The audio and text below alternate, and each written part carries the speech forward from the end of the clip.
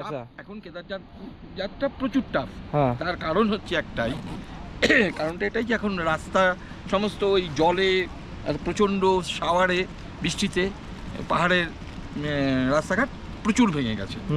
এবং সবচেয়ে বড় কথা, সবাই এটা জেনে খুব চমকে উঠবে যে অলোকনন্দার বুকের উপর দিয়ে হেঁটে কেদারনাথ ঢুকতে হচ্ছে।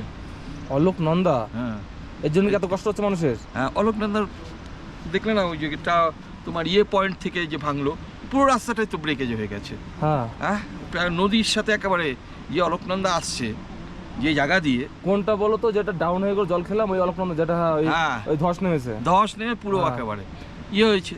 তো এই জন্য এখন কেদারনাথ টেক করাটা, দাদু কেউ কেদারনাথ আসতে চাইলে তাকে কি সাজেশন দেবে?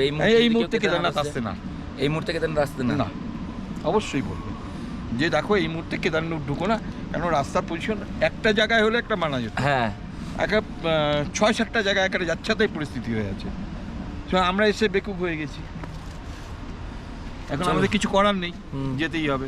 তো সর্বশেষে এটুকুনি বলা যায়, মোটামুটি কেদারনাথ প্ল্যান করলে তোমরা এপ্রিল মেতে করো, কিন্তু আগস্টে প্ল্যান করো না, কারণ আগস্টে খুব ভারী বর্ষা হয়, আর যা ভারী বর্ষার কারণে রাস্তাঘাট খুবই খারাপ থাকে।